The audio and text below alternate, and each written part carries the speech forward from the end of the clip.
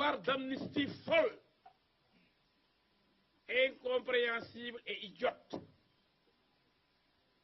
Quelle amnistie? Qu'est-ce qui justifie l'amnistie? Comment? Il faut qu'on lui trouve un bon marabout, plus fort que ceux qui l'ont marabouté certainement. Comment peut-il, lui, qui avait dit récemment que c'est vrai qu'il doit partir, mais il ne laissera pas ce pays entre les mains des terroristes.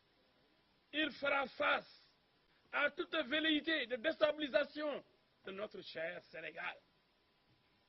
Subitement, celui-là qui avait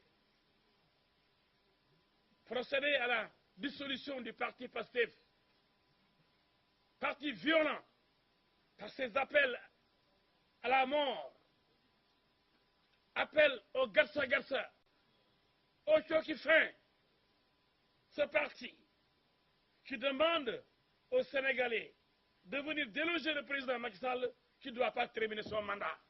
Donc un parti putschiste. Pourquoi donc amnistier des bandits, des voyous, des tueurs, des criminels? Non!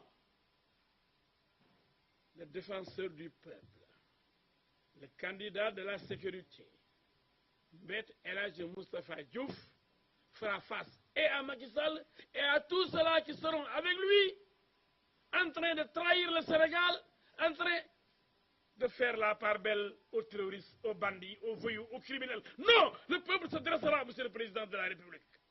On ne vous laissera pas. Laissez les bandits, les tueurs, les criminels circuler dans Dakar. Depuis qu'on les a arrêtés, la paix s'est bien installée dans notre pays. Depuis qu'on a arrêté Ousmane Sonko, Bassirou Diomaye et leurs complices, leurs militants, le pays est en paix. Et pourtant, un militant chargé de la communication de PASTEF, menacé. Qu'est-ce qu'il disait? Je n'ai pas donné son nom, vous le connaissez.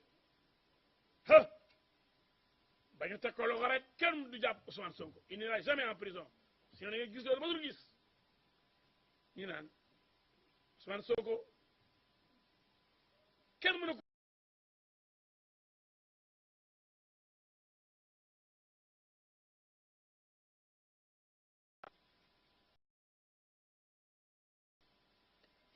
Ces gens de ce parti disqualifiés et enterrés prennent les Sénégalais pour des demeurés et des poltrons, quoi. Menace.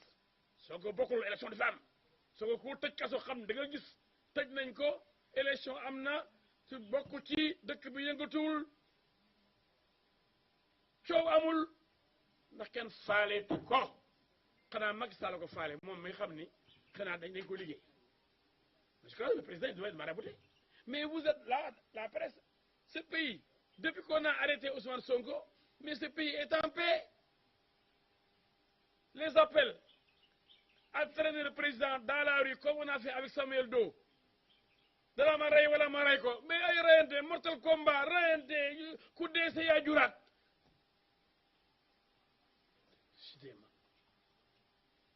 Quelle folie meurtrière.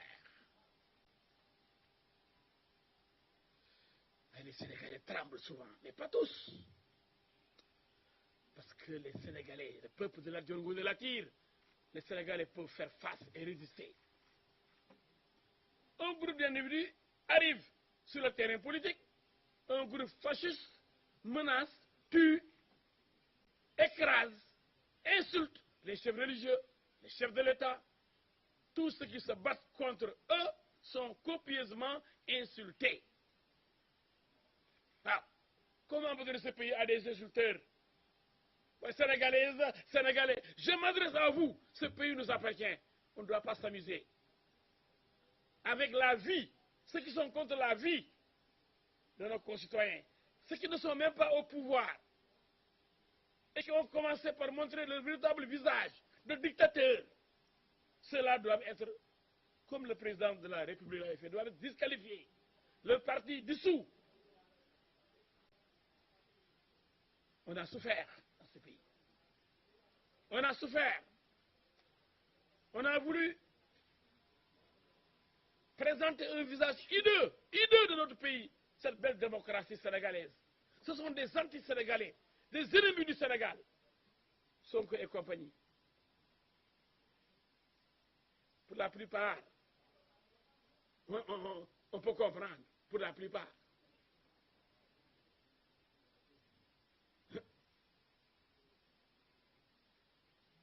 Les intentions sont manifestes. Qui a parlé de monnaie casamançaise? Qui a promis, une fois élu maire de Ziguinchor, de battre une monnaie casamançaise? Où est cette monnaie? C'était pour dire aux rebelles casamançais que je vais, moi, une fois élu, vous donner l'indépendance. Vous n'allez plus dépendre du Sénégal. Nous allons avoir notre propre monnaie. Et pourtant, Ziguinchor n'est pas la Casamance. Est-ce que Sédhiou n'est pas de la Casamance? Est-ce que Sédhiou dépend de Ziguinchor? Non, Sédhiou est une région. Même dans la région de Ziguinchor, il n'est qu'un seul maire d'une seule commune. Il y a d'autres communes. Et d'autres départements. Comment peut-il battre une monnaie qui dépend des frontières de Ziguinchor, sa commune seule, pour s'étendre à toute la Casamance? Cet homme a toujours menti aux Sénégalais. Un fait menteur. Aujourd'hui, vous avez vu ces émissaires qui sont ses talibés, qui sont ses plus proches collaborateurs. Je veux nommer celui-là qui l'avait soutenu en 2019, parce que recalé, Pierre Goudiaby Atepa, qui lui avait même offert son siège sur la VDN. Cet escroc, pour parler comme Macky Sall, je reprends le président de la République. Il négocie maintenant avec un escroc.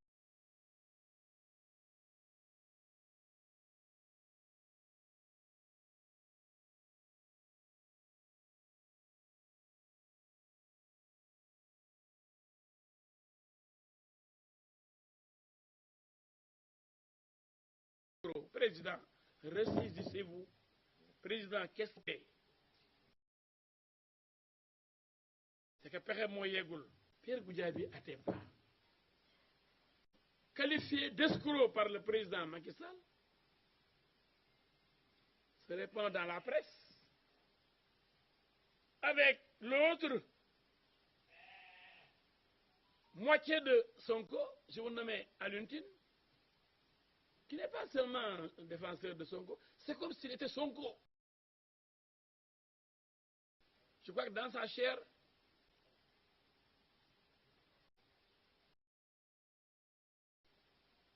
s'incruste sur Sonko. Nuit et jour est accepté par le président Macky Sall comme intermédiaire. Ce ne sont pas des intermédiaires. Ce sont des sonkoïstes purs et durs. Boo ñëwee nag négocier nangu seen noonu li ñu bëggoon mooy yéenewu la ko. Président Macky Sall, au moment de passer, vous n'avez pas le droit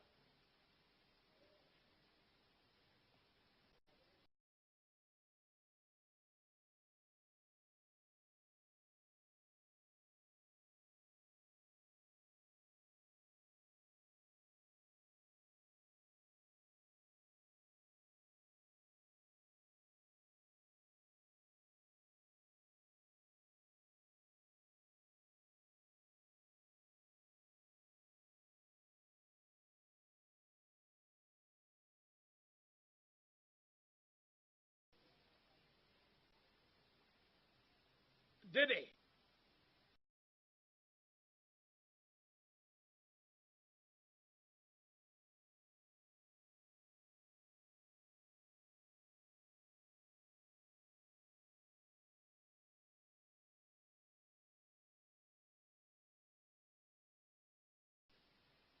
Notre pays a besoin de sérénité pour ensemble bâtir une grande nation. Je veux dire aux Sénégalais que nous sommes prêts, et je lance même un appel à mon ami Moustapha Diakhaté, parce que j'ai apprécié sa position, à Moustapha Messere de Touba, et à tous les défenseurs du Sénégal pour constituer une armée de résistance, pas une armée comme l'armée militaire, mais un groupe pour parler aux Sénégalais, pour déjouer les manœuvres de tous bords, pour réhabiliter avec l'amnistie des gens qui sont poursuivis pour des crimes étalés devant la presse.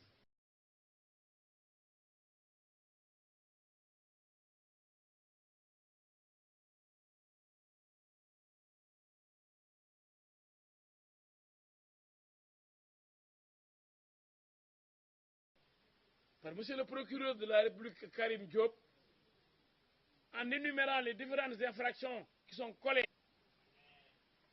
de destruction, d'incendie de l'université de Dakar, de pillage des magasins, des stations totales, des maisons, des voitures, l'utilisation des cocktails Molotov, jusqu'à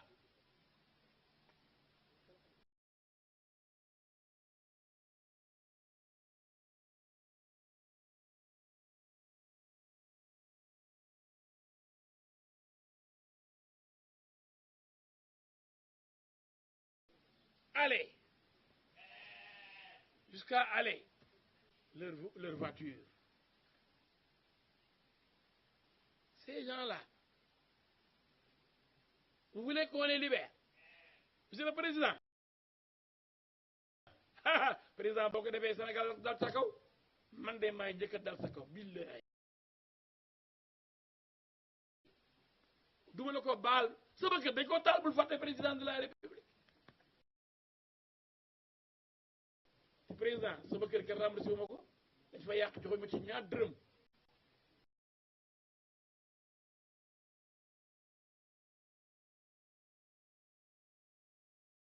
On ne s'est jamais dédommagé. Ne sont pas indemnisés. Ni les stations de Total, ni M. El Hadji Diouf.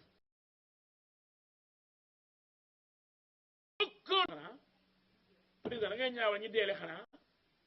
Président xoolal li ngay def. Président li mënu nekk.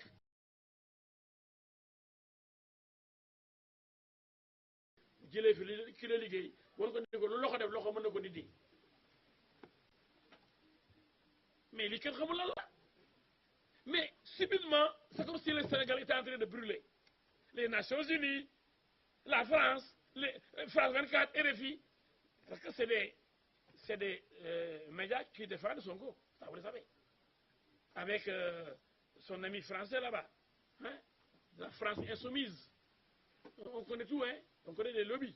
Celui qui détestait la France, avec frappe, hein, frappe avec ce fou-là.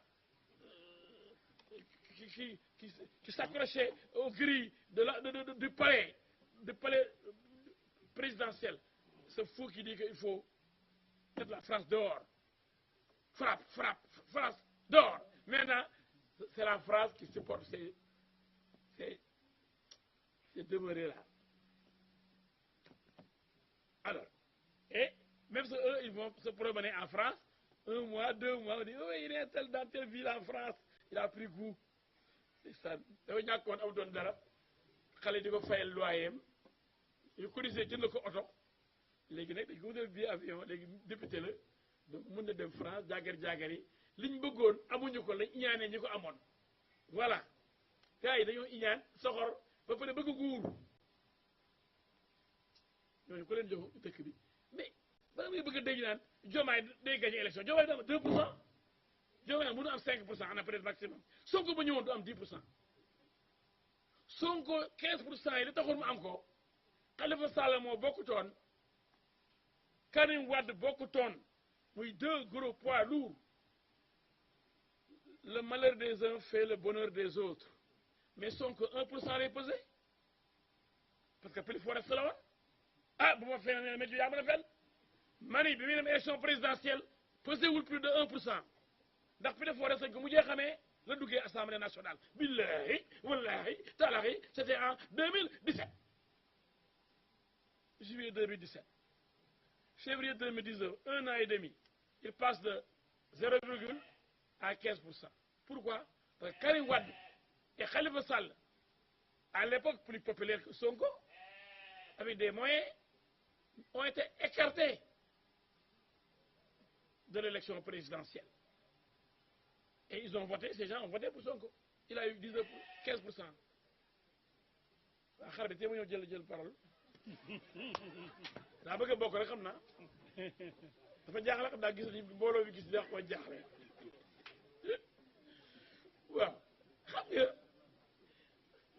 xam nga quand on dit oui on va négocier et les étrangers là vous nous emmerdez vous ne connaissez pas notre pays il y en a qui nous emmerdent qui pensent que Sonko est un monument le chef de l'opposition fu mu nekkee chef de l'opposition c'est une infraction koo wax ne yow la tëj qu'est-ce que c'est un chef de l'opposition c'est lui qui vient après le président c'est qui c'est Idrissa Seck il a le droit d'entrer dans le gouvernement et de sortir comme il l'a fait comme Abdoulaye Wade le faisait avec Abdou Diouf. Est-ce qu'on osait dire à l'époque que Wade n'était pas le chef de l'opposition? Combien de fois Wade a rejoint Abdou Diouf dans des gouvernements de majorité présidentielle élargie? Combien de fois il est sorti à la veille des élections pour se battre et faire face à Abdou Diouf? À l'époque, il y avait Dansokho, il y avait Bathily, il y avait Savané. Qui osait dire à l'époque que Wade avait perdu son titre, sa place de chef de l'opposition? Mais ce gars-là, au mondial, il dit chef de quoi? Chef de quoi? Chef de quelle opposition? Il ne s'est pas classé deuxième.